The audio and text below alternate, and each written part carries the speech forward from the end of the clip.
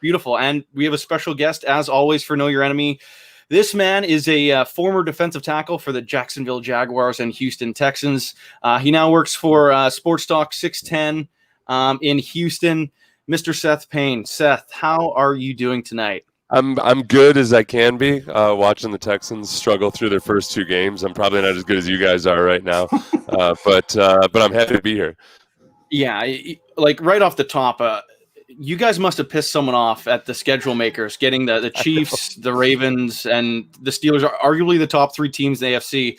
Is there any talk about that right now in the Houston sports world, that people are upset that the schedule is as hard as it is right off the top? I don't think so. I think because there's enough consternation over Bill O'Brien's offseason moves, starting with the trade of DeAndre Hopkins and everything else that came after that. I don't want to say people are saying, well, that's what you get, but I think that people are more angry at Bill O'Brien right this moment that, look, you traded away DeAndre Hopkins. You're giving David Johnson $12 million guaranteed. You traded for Brandon Cooks. You paid too much money to Randall Cobb. All those types of moves presumably were done to put you in the same category as teams like the Chiefs and teams like the Ravens. And I don't think anybody expected them to be as good as those teams yet, but I think they were hoping that they might compete, and they haven't competed yet. I mean, they've hung in there in the first half, but the first drive of the third quarter has been miserable for the defense, both of these last games. And then the offense just hasn't had the time really to make comebacks, and they haven't showed much of a push to even that they'd even actually know what they were doing if they did have the time. Now, through those first two games, of course, starting 0-2, not probably the best start, obviously. Say they do fall this weekend. Is there already going to be that chatter of people calling for Bill O'Brien's head, or what's? Oh no, that talk has begun already. I think, it was primed. The pump was primed for that, just because O'Brien's been here this is his 7th season, and I don't know if people even realize that, or there's no reason they consciously think about it outside the city of Houston. But it's been 7 years of, hey, you're pretty good. You're doing all right. You know, the AFC South is weak it's gotten stronger, but it's still not the same as trying to win the AFC North, of course, or AFC. Well, let's see. AFC North. But in the playoffs or versus the good teams, continually they get embarrassed, and then the fans feel embarrassed, and you don't feel like you're taking a step forward. It feels like a Marvin Lewis type situation. And when he traded away DeAndre Hopkins, no matter which way it gets justified or what stories get pushed out there that DeAndre wanted more money, or that DeAndre didn't practice enough, at the end of the day, they were a better team with DeAndre Hopkins. He made Deshaun Watson a better quarterback. He's just how about on any given blitz or whenever Deshaun got into trouble, his outlet was also his primary receiver, because DeAndre was always open. Even when he's not open, he's still open. So there'll be an adjustment period, and people are just not giving O'Brien the benefit of the doubt. Yeah, I think we've seen DeAndre Hopkins' value even with him going to Arizona, and how Kyler Murray looks different. Kyler Murray is just like way more confident. It's always such a big deal when the quarterback has that guy that they can just be like, well, with all else fails, just throw it over there and they'll make it happen. Yeah, and so far it's been 2 games, and the San Francisco game, San Francisco is playing a lot of cover 4, which worked out really well in favor of DeAndre Hopkins. They were able to throw a lot of outbreaking routes to him versus coverages that were almost – I was actually kind of surprised that San Francisco didn't have a better plan for DeAndre. But at the end of the game, what did we see? We saw of that game versus San Francisco, DeAndre Hopkins was wide open. And then there was another play last week where DeAndre Hopkins was wide open. And we have not seen DeAndre Hopkins wide open in a Bill O'Brien offense in a long time. It's been increasingly he gets a lot of press coverage because he gets safety help over the top of him. Teams just devote all their resources to slowing down DeAndre Hopkins. And so far, it's 2 games into it, Kingsbury's done a better job of getting DeAndre Hopkins wide open. I was looking at some of the next gen stats on that Houston Texans offensive line, and what I came across actually is that they were giving up the highest percentage of pressure rate throughout the entire NFL. The Steelers defense sends more blitzes than any other team by a wide, vast margin, and their blitz rate typically gets home in that same chart, the tops of the league. Yeah. Deshaun Watson's going to be running for his life a little bit, it seems, in this one. How are the Texans going to have to keep him upright? It's an excellent question. I wish I had a really good answer for you.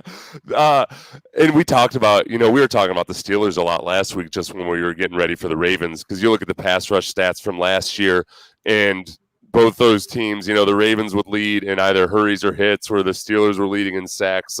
They both blitz a lot. The Steelers blitz more than the Ravens. And this will be the frustrating thing. And I'll tell you, this is what you might want to look for in the game. You're going to see instances where the Texans' offensive line will pick up a blitz properly, and then for no good reason at all, just shoot themselves in the foot, and somebody will come off of a block or ignore oh my gosh, the zone blitzes. Oh, the zone blitzes. Let's see. We've seen a center get beat by a linebacker who was faking dropping into coverage, and then so the center left, and the linebacker just came. Laramie Tunsil, the left tackle, at one point, he just followed a defensive end down into the opposite A gap and allowed the looping blitzer to come around and get a sack or a pressure on Deshaun. They've made some really boneheaded mistakes that we thought they'd ironed out by the end of last season. And the danger in the NFL of thinking, oh, okay, well, hey, they got better last year, so they'll just keep getting better this year. That's what happened with the offensive line, because they have Laramie Tunsil at left tackle. You traded 2 first-round picks for him. They've got a second-rounder at left guard. They've got a first-rounder at right tackle. They've got a second-rounder who just got paid last year, Nick Martin, at center. They've spent a lot of resources on the offensive line. And right now, it looks like they're back to square one of the beginning of 2019. And that's been probably the most frustrating thing, and it's very, very frustrating against a team like the Steelers. I wish I could come on here and talk a lot of smack to you guys about how, no, the Steelers aren't that good, or TJ Watt's overrated, his brothers went, the Steelers are really, really good on defense right now, and the Texans' offensive line has been struggling. It could be something like 3 years ago when the Jaguars had 10 sacks versus the Texans on opening day. That Jaguars team, I don't think, was as good at rushing the passer as this Steelers team is. But that's how bad the Texans' offensive line looks right now. Yeah, you were saying they're having trouble with blitzes. That's not a good sign.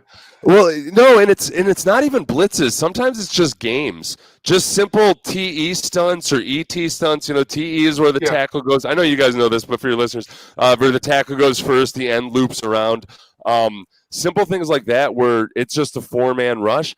I for the life of me, I can't figure out what's going on with the Texans' offensive line, but they'll screw that up in such a bad way, it feels like a Christmas present to the defensive lineman. Usually games, when you're running a game as a defensive lineman, you're thinking, all right, it might work if I catch these guys off balance or something. Maybe something, if the quarterback flushes, it's an easier way to maybe on the contain rush get the quarterback down. But you don't always expect them versus good offensive lines or competent offensive lines to come clean that much. They come clean with regularity versus the Texans. And look, you are just loaded with savvy guys along the defensive front. And not just good players, but savvy players, like guys that know how to influence offensive linemen. So I think TJ and Bud Dupree and Stefan and Hayward and all those guys they're probably having a good time game planning for just what trickery they're going to unfurl on the Texans this week. Oh yeah. Now, you mentioned TJ's name there. Of course, this is kind of the Watt Bowl, I guess, the first time they've probably been on the field since they were little kids all together. I'm a little surprised this isn't a primetime game. It's kind of one of those storylines I know the NFL eats up, but what are you kind of looking for in this, in the three brothers playing against one another? JJ's a lot older than the younger two brothers, than Derek and TJ. So this will be the first time they've ever been on the field together in a football game. And one of our local newscasts interviewed their parents this weekend, and their mom. I don't know if you guys have seen TJ and Derek's mom much, but she's pretty funny. She's really charming, and she was talking about maybe sneaking in wearing a security coat or something like that.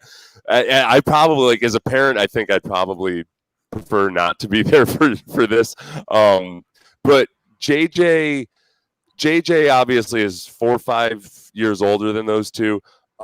I think they have a really healthy sibling rivalry, and we've seen JJ really grow and mature from when he was a rookie, and he was all about social media, and I know it wore down people outside of Houston a lot because he was just all about living that life. And I think over the last few years, since he's become the veteran guy on that defense, he's really turned into a genuine leader. He really cares a lot about the younger guys, and it's been cool to just watch him take an interest in Derek and TJ and blow them up and talk about TJ as the defensive player of the year and have a friendly rivalry there. But JJ's probably looking as athletic and as, I guess, physically, he's svelter than he's been in the last few years, because this is the first real off season where I think he was completely healthy. And he kind of re-engineered his body, and he tried to figure out, okay, why am I getting injured so much? He's missed huge time in 3 out of the last 4 seasons, and he just wants to be healthy this year. I think he looks faster off at the snap. I think he looks more agile than he has in the last few years, and he's producing really well. He had 2 sacks last week. He's got a ton of quarterback hits. I think, let's see, in terms of quarterback hits, I think JJ, or pressures, I think JJ is still down like around 25th after 2 games. Yeah. And then I see the Steelers have 3 guys that are in the top 6 for quarterback pressures, at least on PFF stats. So that's not bad.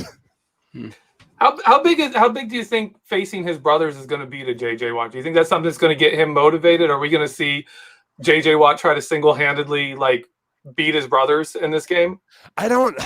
I've been thinking about that, and I'm trying to figure it out, because in any group of brothers and siblings, whenever there's sibling rivalry, there's always one that takes it a little bit more seriously, and I'm thinking about my own family, and I don't know if you guys have older brothers, but my older brother is he's a bastard, and I feel like my brother would always want to take care of me, but also they always want to maintain that alpha position.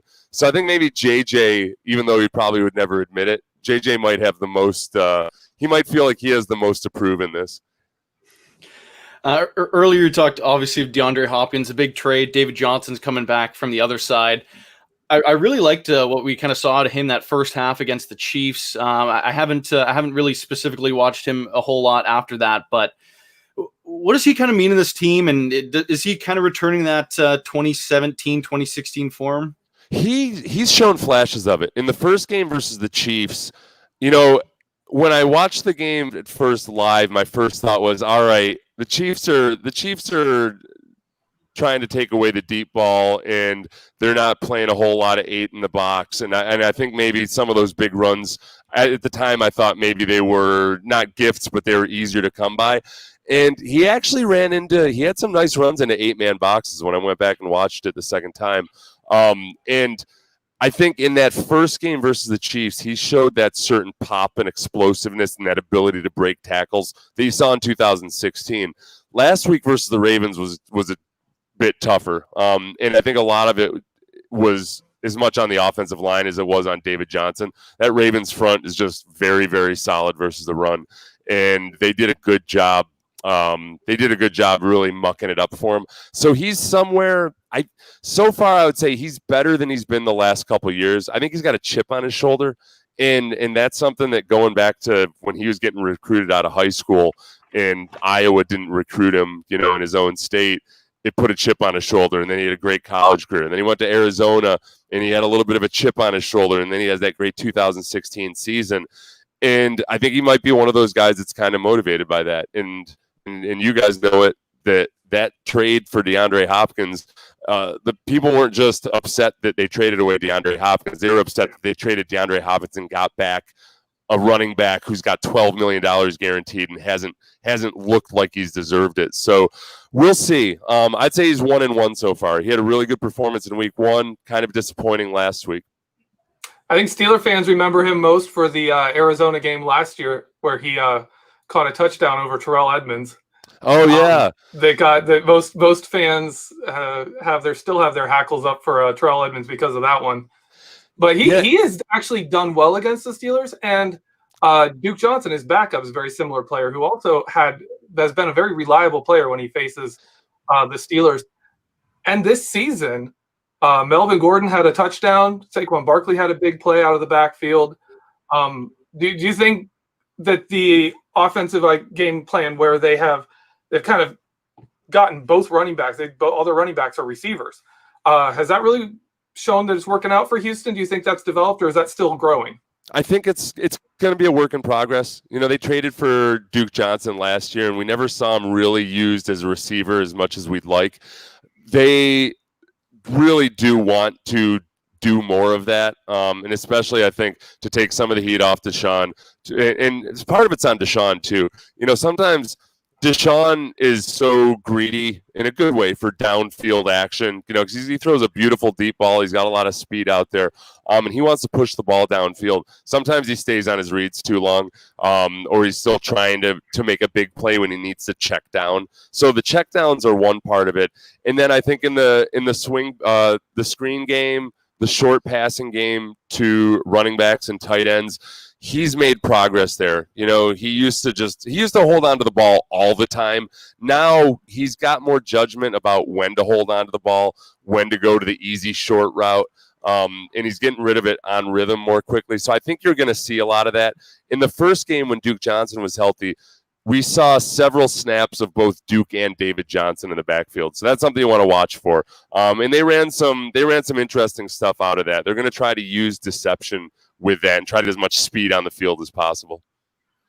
We got a super chat here from one of our fans, Wes Hickok, puts $5 in the tip jar and asks Seth, how do you see the Houston secondary matching up against our wide receivers? I would say what mostly the new defense coordinator, Anthony Weaver, has been trying to do so far is limit the big plays. And this might be the first time I've ever covered a team or been on a team where they're almost saying, hey, we're a bend but don't break defense. And everybody's cool with it because the defensive backs, the cornerbacks are just like a revolving door of uncertainty.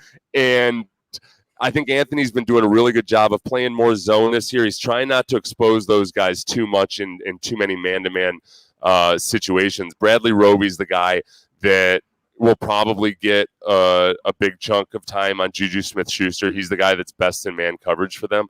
But they've been alternately banged up or just kind of victimized at times by some of the guys that are just, frankly, either young or, Vernon Hargraves is out there. He was a disappointment in Tampa, but he's a former first rounder. Garyon Conley, former first rounder they traded for last year. He's on the injured reserve and is hopefully going to be on that short-term injured reserve they have this year. But it's going to be a whole lot of zone and a whole lot of just trying to limit Juju Smith-Schuster or the new kid. I'm blanking on his name there. Chase Claypool. Yeah. So nothing in a lot of mixed coverages. Now, the thing that the Texans defense has not done well so far is turn the ball over, create turnovers. So I'm watching Roethlisberger these first couple games, and you see the big time throws, but you also see some of the rustiness showing through in the potential interceptions, the risky balls that he threw last week. With the Texans playing more zone this year than they have in the past, I know they'd like to be more opportunistic. They'd like to break on some of those balls. I think that's really the Texans' only chance of winning this game this week is if the Steelers mess up the turnovers. If Ben throws a couple of errant balls or if they cough it up, then the Texans might have a shot. Yeah, and that is definitely one of those things that I think we worry about on a weekly basis with that gunslinger back there. Yeah. Yeah, but one of the questions that we kind of ask everyone that comes on is if you could pluck one player off the Steelers roster that fits best with your own team, and we typically get the same answer so far. I'm curious who you take on the Texans. Okay, so are you getting a lot of TJ Watts? Yes, we are. Okay, yeah, okay, so I won't do that. That's too easy. Plus, we're all frankly, I don't look Bill O'Brien. I know it's an easy joke. Like, hey, O'Brien's going to trade J.J. Watt for a 7th rounder and a bag of chips or something. This week, I know the Steelers are as loaded as anybody else in the league on defensive line. Because I forgot to mention Alualu earlier. There's no reason for them to trade for J.J. Watt. But there's a small part of me that's terrified that Bill O'Brien's going to trade J.J. Watt to the Steelers, and that this will be like the best audition ever for J.J. Watt. So I won't say TJ. I love that. I love that defensive line. But let me go. I would say Juju Smith-Schuster. Just because Will Fuller, and this is something you guys want to watch for too. Will Fuller has been really, really good, but he's been really, really injury prone. And last week was really curious. He didn't get any targets in the game, and he was never listed on the injury report. They never said anything about it, but they were massaging his hamstring the whole time. So it was strange because there were a couple times in the game even where Fuller was wide open and Deshaun didn't even just look his way. And, that's his favorite guy right there. So I don't know if Will Fuller is going to be 100% for this game, just because whenever he has these hamstring issues, they tend to linger, and I wouldn't be surprised if he goes out. So I would love to have Juju Smith-Schuster opposite of Brandon Cooks. And I like Juju Smith-Schuster's attitude. I like the way he's handled everything, especially with all the drama with Antonio Brown. And unless there was something I missed, did Juju not handle that at all well? Were there local stories? Oh no, he did great. Yeah. He always kept everything positive. We've covered the wide receivers, the running backs, the offensive line, the defense. One thing I noticed watching the game against the Ravens is your tight end. Yeah. I just forgot his name because I'm terrible with names. Akins. Jordan Akins. Yeah, they like moving him around. He doesn't tend to. I looked at his receiving stats. I thought, I bet he's out in the slot a lot. But they keep him in tight. They move him around. They do a lot of motion with him. And that is something the Steelers are having trouble dealing with, is when teams have receiving running backs and good receiving tight ends. We can't deal with both of them. Someone's going to be open. Tell us about Akins. Akins is a nice story. He's a kid he's very athletic. I think he's gotten better every year he's been here, and he's improving on his blocking. He's still not there yet. I mean, but that's like the modern NFL. How many good blocking tight ends are there? I think he's getting to the point where he's competent enough. But yeah, they'll use him with a lot of backfield motion. They have a nice little RPO package that you want to watch out for, where he'll come across the formation, and sometimes it's because he's kicking out the defensive end or outside linebacker on a run play. Other times he's just going out and being part of a boot package with Deshaun Watson. And that's one way that O'Brien and Tim Kelly, the offensive coordinator, I think trying to get Deshaun on the move without risking too much injury is by enhancing the boot package, getting him out of the pocket, throwing this RPO to Jeremy Akins, and then Darren Fells, the other tight end, will be one level further. And they've had some success with that. And they just have to keep adding wrinkles to it. They'll run a version of it for a week or two and then throw out a different wrinkle. They've done some throwbacks at times, some bootleg throwbacks to Jeremy Akins or Jordan Akins. So he's definitely a guy you want to watch out for. And I would also say, I think likewise, the Texans inside linebackers have not been good in coverage at all. So tight ends, running backs, it's an opportunity area for the Steelers. Zach Cunningham just got paid. He's very, very fast. Comes up and makes some great plays in the run, but he's still playing like a young guy in pass coverage. Now, Geoffrey, as you were saying, we've talked about basically every offensive player except for the one important one here, Deshaun Watson. The roster around him, of course, like you have the quarterbacks in the NFL, the young guys, the Patrick Mahomes, the Lamar Jacksons. Deshaun Watson, I think his name is really right up there with those guys. The roster around him, though, do you think the talent around him is good enough for Deshaun Watson to elevate his game and bring home an NFL MVP like his peers right now? I think that if the offensive line gets their act together, it could be. And I also think that it depends on just what Bill O'Brien and Tim Kelly do with the play calling.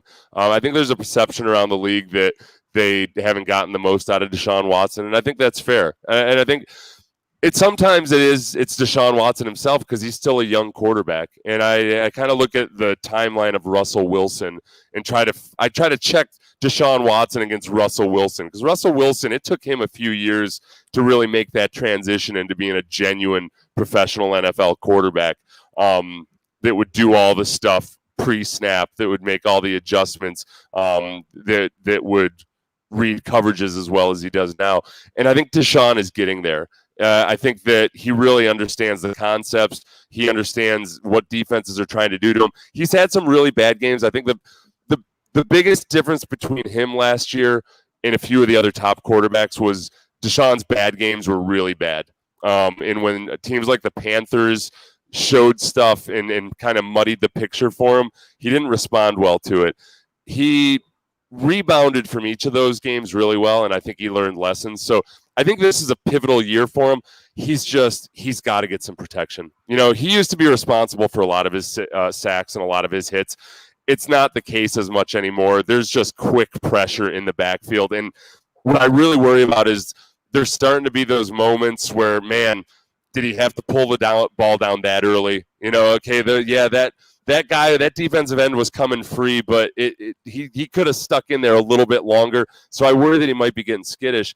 But he's still capable of doing all those incredible things. It really is a matter of just the offensive line getting right. And then the receivers, all these new pieces that they brought in, there have been too many instances of David Johnson or various receivers running the wrong routes, not being there as the outlet. They got to get that hemmed up real quickly. And then I think it could be a really good year for Deshaun because he's got a lot of speed out there. I mean, Brandon Cooks started to show up last week, and he averaged 19 yards per reception.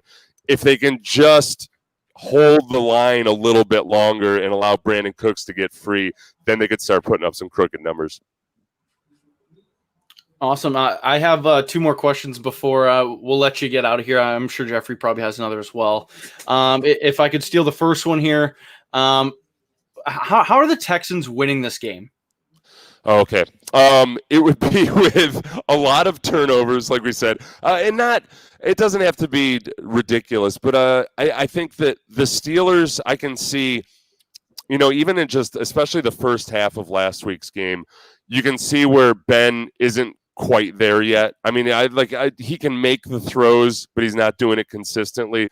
You see some of the miscommunications to where they look like a team that's still working their quarterback into the flow of things, where the last two teams the Texans faced were they picked right up where they left off last year.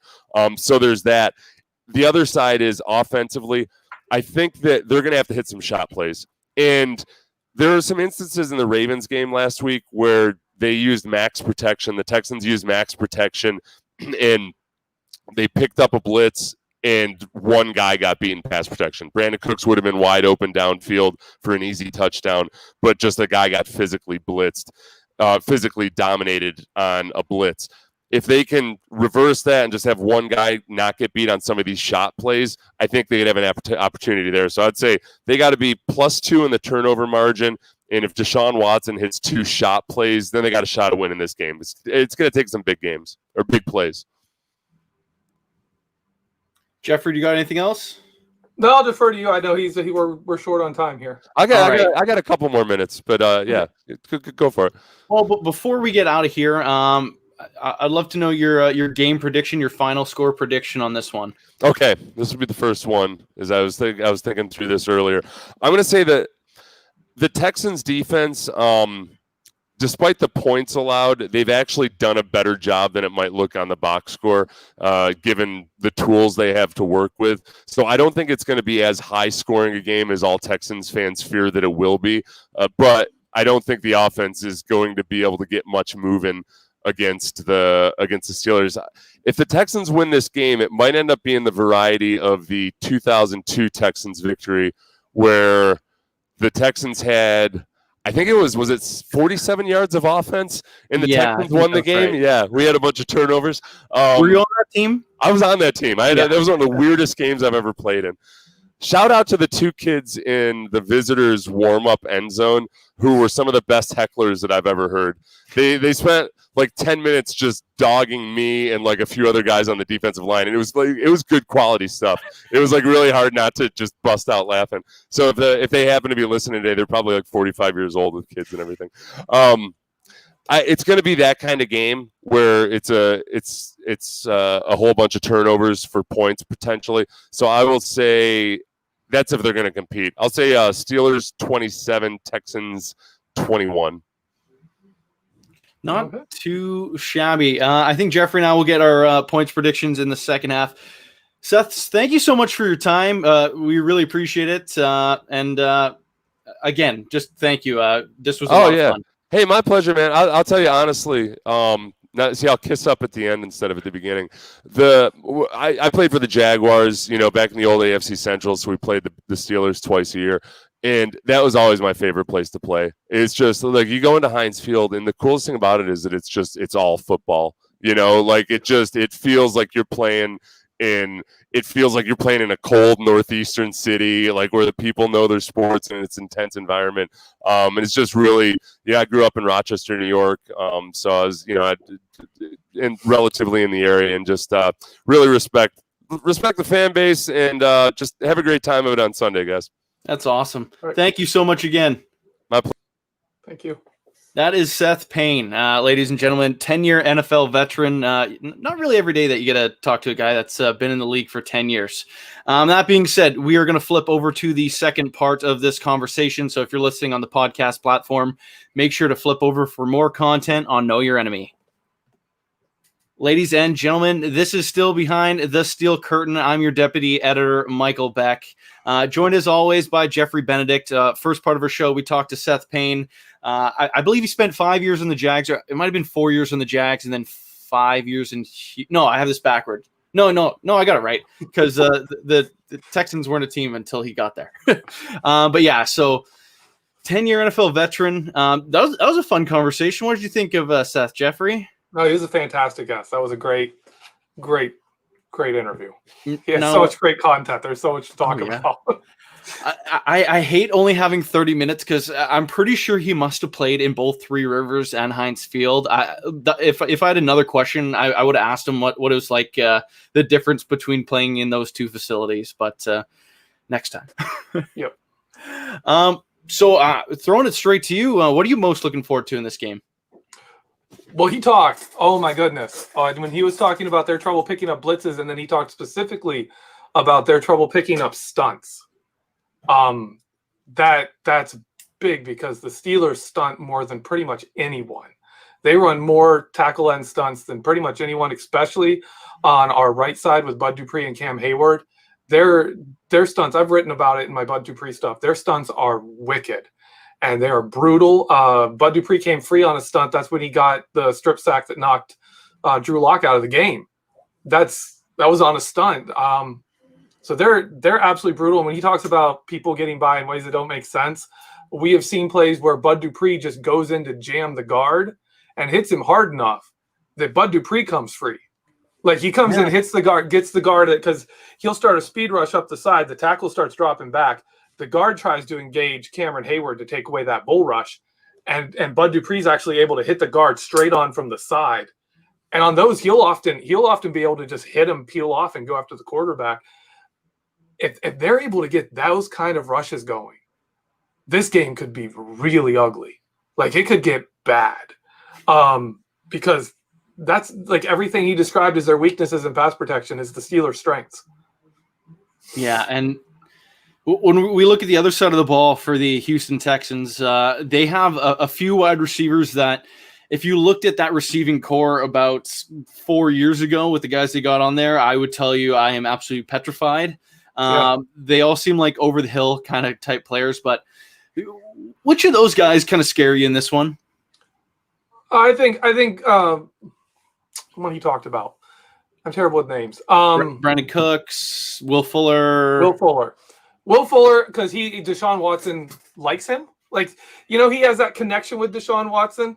I'm going to say, if people didn't pick it up when he was describing Deshaun Watson, I was going to tell him, like, well, we know exactly what you're talking about, because we have Ben Roethlisberger, who was that player who was like 10 years into his career was like, Todd Haley wants me to do pre-snap and post-snap reads. What's this?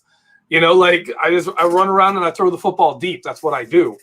So he reminds me a lot of Ben. And then you look at that receiver core and I'm like, man, like it's like instead of the young money crew, it's like the old money crew. It really is. Like Yeah, if like, we can turn back the clock, then I suppose they got something. But yeah, it kind of reminds me of that. I actually find what he is going for in their offense interesting because you have a Randall Cobb. Then you have those 3 speed guys. So you're kind of running, pushing a lot of things deep. Then they're moving their tight end. They're doing all kinds of crazy stuff with their tight end. And they've got receiving running backs. So it's like they're pushing your defense back. And the offense is almost designed to kind of run through these running backs and with a lot of targets to the tight end with all the space that the wide receivers are creating. The problem is, like the Steelers had when Todd Haley came here his first year, is they have a quarterback who doesn't want to throw those. He wants to throw the deep balls. He doesn't want to take those easy little routes. So it's going to be interesting. I kind of like the idea of their offense, even though the way they did it by getting rid of DeAndre Hopkins doesn't make any sense at all. You know, that's like trading Jerry Rice because you want someone with more speed. Like, why? Like, change your offense, make it work around that guy. now I think I heard a reason that is believable on my behalf. Because Hopkins wanted that big money deal, like to be paid the highest wide receiver, and the Texans also wanting to get the contract negotiation done with Deshaun Watson. I think that's why it ended up that Bill O'Brien was like, yeah, all right, well, screw you, we're going to trade you away because we have to sign Deshaun Watson. Yeah, like the people who talk about trading Bud.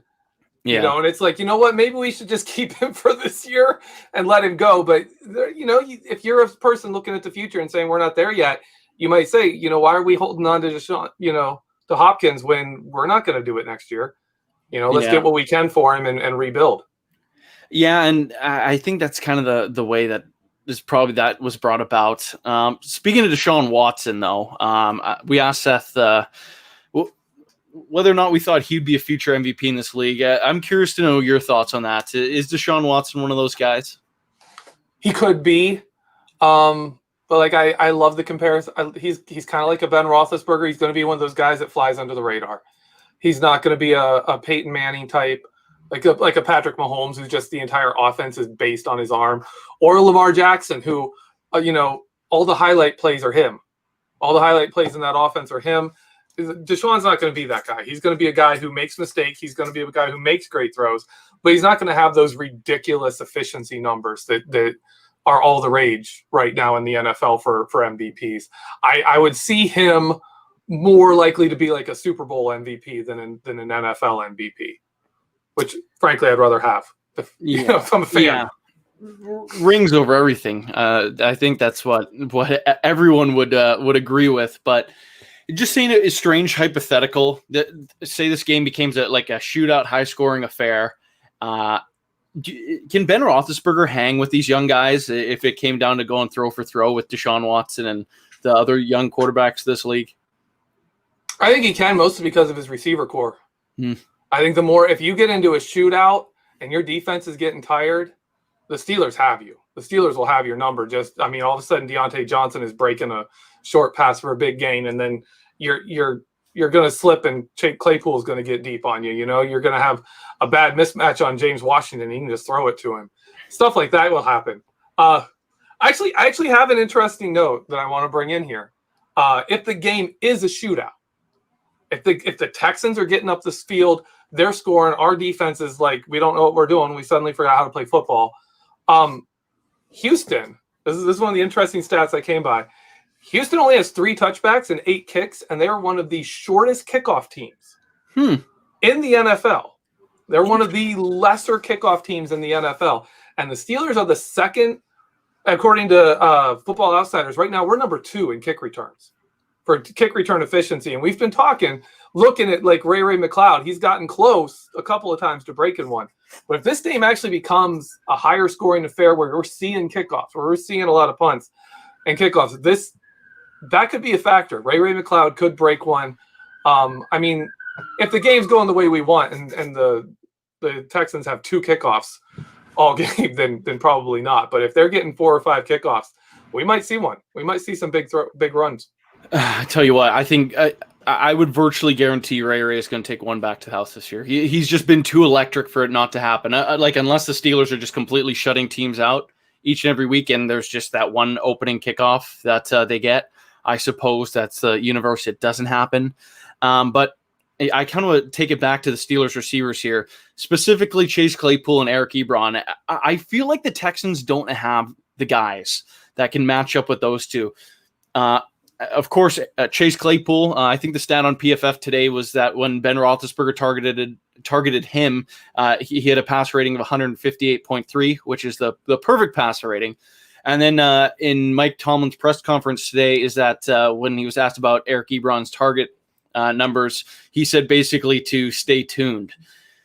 I have a feeling that this could be like the game for these guys. For these two guys specifically. I know Chase has already made some splash plays, a couple receptions for Eric Ebron here and there.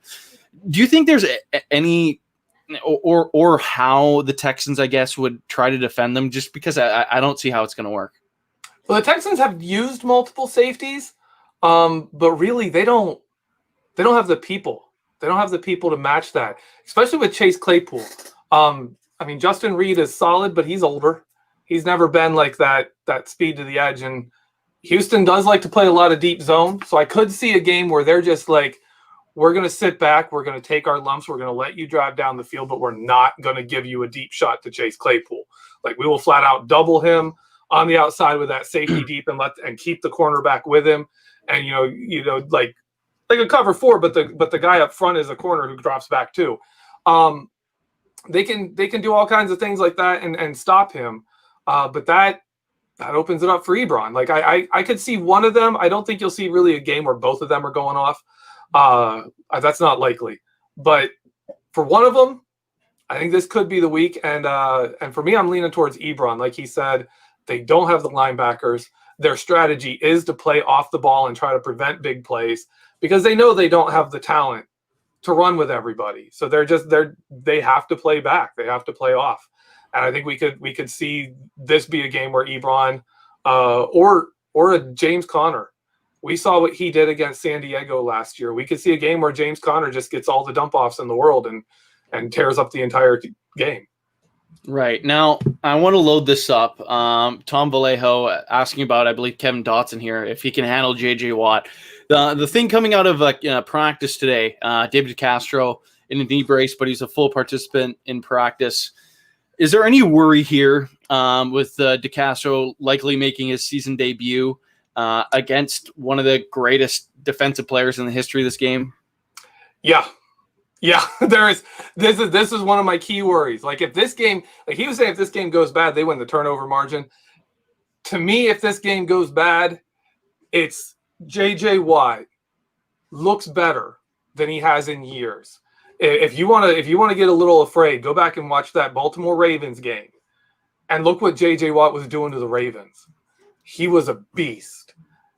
And this game, he is fed up. He's tired of losing. This is his team's best shot in the first 3 games on paper to get a win. He's facing off against his brothers. Extra motivation.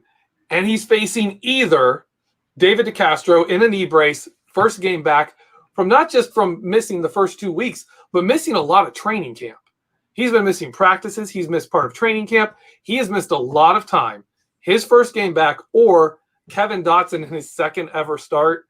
And while I was impressed with Kevin Dotson, I love him, and I've been saying, like, they can't take him off the field. They have to find a way to get this guy back on the field. He's phenomenal for a rookie. At the same point, there is no way I want Kevin Dotson trying to block J.J. Watt. Because I don't care how big and strong he is. I don't care how fundamentally sound he is for a rookie. J.J. Watt is bigger and stronger. And he knows all the tricks, literally all of them. Like, all of the stuff that T.J. Watt has been throwing down on people, he learned from his brother. They're his brother's move. His brother has all of T.J. Watt's moves, has all that speed and power, and has a lot more size and length. Kevin Dotson cannot face his second game against J.J. Watt. And in my opinion, the way the first number one way the Houston Texans win this game is JJ is getting to Ben. Ben's not young. Ben's 38 years old. He's not going to take getting hit very well. And if JJ Watt is coming in and getting him a couple of times, even like if he gets 3 quarterback hits in like the first quarter, that gives him a shot. That gives him a shot to win this game. Because you're going to wear him out. He said after his first week, he said, everything hurts but my shoulder. Everything hurts but my elbow. I'm like, he's 38. We got to keep him upright. Right. Now, J.J. Watt, 2 sacks away from 100 on his career. Is he going to do it in front of his brothers this week? I think so. Me too. I think we're going to see this is my big prediction for this game is we're going to see J.J. Watt do something against the Steelers offense. And the next drive, you're going to see T.J. Watt go crazy trying to like get a sack of his own to match up with his brother. Because like he said, there's always that brother that takes it a little more competitively than everyone else. And in my opinion, if you watch their interactions, that's TJ. TJ Watt is the one who's just like, whatever my brothers do, I'm going to do it better. I'm going to, however hard they work, I'm going to work harder. Mm-hmm. You know, however long they're doing, whatever they're doing, I'm going to learn to do it, and then I'm going to do it better than them. He is that guy, in my opinion. So I think we could see this kind of face-off where J.J. Watt does something, TJ comes out and does something, J.J. Watt comes back and out and trumps that. It could be a show. Hopefully not. Hopefully it doesn't get started, because if J.J. Watt is making plays, our quarterback is going to be in trouble. It would make for great TV, though, for non-Steeler fans, to say the least. My big prediction in this, I know we're talking about this off air, but I really have a feeling that Mike Tomlin's going to go in the old playbook and put TJ out on that old tackle-eligible tight end play and throw Derek Watt out there at fullback and have all 3 brothers go to battle on one play. I just have, like, it just fits too well with how the Steelers have kind of ran stuff, like dressing 5 running backs against the Bills when you had a shortage of defensive linemen. To have all the Edmonds out there, which is not like anywhere near the historical family that the Watts are in this day and age. Do you think there's any chance that happens, or would that just be a crazy throwaway play to have those 3 guys out there at the same time? I could see that on like a goal line play. I could see that where like they use TJ Watt as a 3rd tight end. But you'd have to have the other 2 out there. You couldn't. I don't think Tomlin would do it and be like, "We're taking Eric Ebron out and putting TJ Watt in," because then like my only fear there would be TJ Watt gets hurt. TJ Watt like twists his ankle, and the Steelers are like, "What did we just do? What if like we just threw away the season?" Great, that's awesome. I do want to see Derek Watt. I want to see Derek Watt go and block his brother. I want to see Tomlin be like, "We're sending you out there. You know, we're going to your job is to chip your brother. Just, go up and hit him in the ribs a good one and make him know you're there." I want to see a play like that. I want to see what Derek would do. I'd love to see Derek try and block JJ. I'd love to see him actually do it. I'd love to see Derek like stone JJ Watt. And then afterwards just be like TJ Watt, like show TJ Watt on the sideline in the television video being like going crazy. That'd be phenomenal. Oh man, I want to see that so bad now. That is definitely going to be a matchup to watch for. At the very least, I feel like there's going to be like a Derek Watt, JJ Watt. Like it just fits too well with the MO of like this whole game, and it's one of the reasons why I'm so surprised it's not like a prime timer. It's just one of those narrative games, but it pushes the needle. The announcers could do their favorite thing to do and spend like 40 minutes talking about something that doesn't involve the game. Exactly. Like, just be like, "Hey, look, did we mention Derek Watt and JJ Watt are related? They're on the field at the same time, and they're related. Wow. Here are pictures of them in kindergarten, like like they do, like they love to do.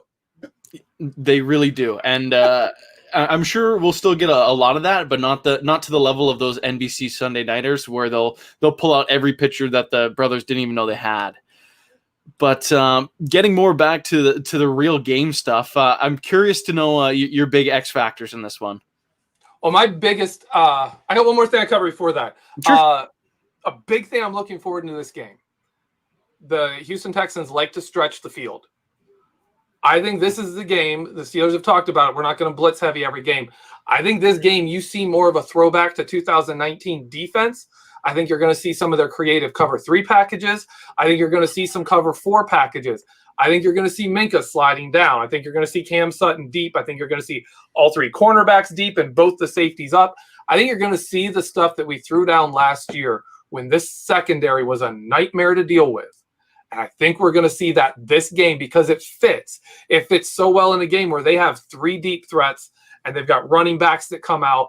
We have packages to stop that. We saw them last season. So when he was talking about like they've got to hit some deep shots and they're talking about their vulnerability to stunts, that he's basically telling us that the 2019 Steelers defense is the exact defense you want against this Houston Texans team. I'm really excited to see. I think our secondary will have a much better game than they've had against the first 2 opponents. Well, and on top of that, I think the Steelers front 4, like they really only need to rush those 4 guys against this Texans front. Even if they keep the running back in and they double team both Bud and TJ, I still see the guys in the middle getting home. I think this is exactly the game for that, just specifically because of the discrepancy in talent. So I wouldn't be surprised by that in the slightest. Their left guard and center haven't been doing the best either. So that's Cam Hayward. That's Cam Hayward's area. It could be a big day for him. Yeah, could you imagine like this whole Watt head to head, and then the biggest player in the defensive side in the whole game is Cam Hayward or someone not named a Watt? I would love that. Cam Hayward went off. That would be a great story. Like Cam Hayward outdoes JJ Watt, and then he comes off the game. He's like, "Yeah, that's what I do. Yeah, like, I'm the best. What? Like, what do you think I am?" Oh man. Oh goodness. And again, I wouldn't be surprised. Like the talent and the plays can really come from anywhere on this defensive front. So, the entire defense really. It's such a stacked unit that we've talked about so much, but. Getting back to that, the X Factory stuff, yes. I'm curious to know your thoughts on that. My X Factors, I'm gonna give you 2. The first one is the Steelers coaching. Do we go blitzing? Do we go with the 11 personnel, or do we do things where we put Derek Watt on the stinking offense and let him run the ball? This defensive line doesn't stop the run well. And if you can set that up, you're taking J.J. Watt's pass rush out of the game. Sure, he's an absolute beast in run support too. But just run the other way and have David DeCastro step out and wall him off. Do something to take care of him up in the backside and run to the right. Run to your left, their right side. Just do that. Get Derek Watt in there and let the man block for James Conner. My other big X factor is when the Steelers are on defense, how we are matching up with their running backs. We saw it last week. I've been saying, I have to point this out because I've been saying, I'm tired of seeing Vince Williams out there, to match up with a receiving tight end. Last week they were doing it. They had two tight ends and a running back out there, and the Steelers went nickel, matching up Vince Williams with their blocking tight end, Devin Bush with the running back, and Terrell Edmonds with the tight end. When we screwed up some assignments, we still ended up with them getting Devin Bush on Noah Fant because we made mental mistakes. But they're doing that. Can they get that going better? Can they cover both those running backs? Because if they can stop those running backs and force Deshaun Watson to throw into some deep coverages like we threw last season where no one was getting anything deep on us, that's the game, man. That's going to force turnovers. That's buying time for those stunts and people getting home. We're going to force some fumbles. Like if that happens, it's pretty much done. We've got them. Yeah, and to me, my X factor is whether or not Deshaun Watson has a little bit of magic in him for this game. I think he needs to do something incredible, like a number of those dance around, break out of 3 tackles, run down the sideline, and chuck up a 50-yard bomb. That's a complete fluke reception. And it's funny to say that and think that, and you're just like, oh yeah, that's not going to happen. But it's still Deshaun Watson, and it's still entirely possible that it could. Like Ben used to do against teams that you simply didn't do that against. Yeah, and you know what? Like, I think tackling, one of the simplest things in the game.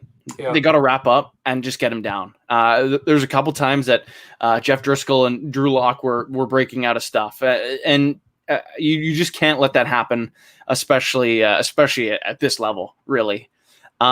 Before I ask you our game prediction, final score, going back to the old pluck one person off the roster and throw them on the Steelers question, who do you like most out of the Houston Texans?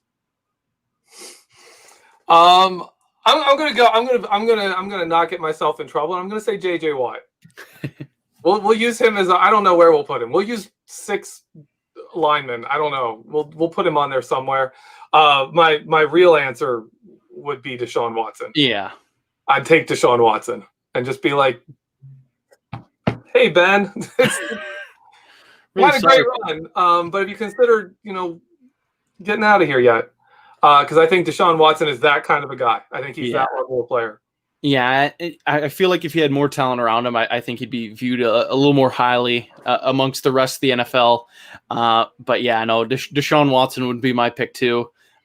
Ben could finally be the offensive coordinator. He already is, but just in title now. But Ben call and play for Deshaun. Exactly. You know what you're gonna do? Take it, run over to the defensive lineman, stiff arm him, and then throw the ball at the back of the end zone and nail a bomb. Someone would be like, "That's not a play, Ben." On two. Oh goodness. Alrighty, so it's time for our game predictions. Who are you feeling in this game, and what's the final score? I really, really think this. As much as our pass rush has been doing, this is the pass rush game. I think this is also the game set up for that secondary to make an impact. I see a defensive touchdown finally coming on the board here. And I think we see TJ Watt going crazy, trying to outdo his brother JJ. And I'm going to go 31-17 Steelers. It's funny, every time we do this and write the articles, I'm always feeling a number because I'm sitting here like 31-16. I don't know, but it always seems like our numbers are really close. And every time we go to write the articles, I have to change my number because I don't have an identical score, which makes me chuckle. Now I'm gonna dial the Steelers score back a little bit, and same with the Texans, because I think the Steelers are going to need to run the ball a lot to be successful in this one and chew up the clock a little bit. So I'm going to go Steelers 24, Texans 13, breaking the spread, but still putting the work in there. Which if they're running the ball, but they're putting Derek Watt out there, what was it we're averaging per rush with him out there? 8 yards per carry with Derek Watt on the field. So 8 yards per carries. If they're out there with Derek Watt on the field and they're running the ball, it might still be a blowout. It might still run the score up. It really could. Man, Ben Roethlisberger could not have gotten a better schedule to ease his way back into the season, and the Texans could not have had a harder AFC schedule to start this year off. Yeah, they're going to be that team that the second half suddenly everyone's like, whoa, they came alive in the second half. And it's like, maybe you check their schedule? Yeah, all of a sudden they're playing the Jets and the Browns. And it's like, what's going on here? Yeah, they've got the AFC North was their divisional. That's their one division they're playing. And Ravens and Steelers are weeks 2 and 3. There you go. Chiefs are gone. You're done with the Chiefs. You've got their schedule's just dropping off now. It's a cakewalk now. But I don't think they got Buffalo, but I think they got New England. So that's a little nicer on them. Yeah. But we're getting to the top of the hour here, so I think it's time to sign out. Thank you to everyone in the live chat for hanging out with us. If you're listening on the podcast platform, make sure to give us those 5-star ratings. Leave a comment. I know our one of our co-editor Jeff Hartman likes reading out those comments on the podcast platform. So get those in, and you might hear your thoughts on our tri-weekly, I guess, Let's Ride podcast. So make sure you're also clicking over on to BehindTheSteelCurtain.com for all your Steelers information. We got it all from breaking news to insight to opinion stuff, and you'll always see great stuff from Geoffrey on there, all his film breakdowns, and you'll see the occasional thing from me here and there pop up as well. Thank you guys again for hanging out, and as always, I tell you to tune in, tell a friend, and subscribe. Have a great night, guys. Good night.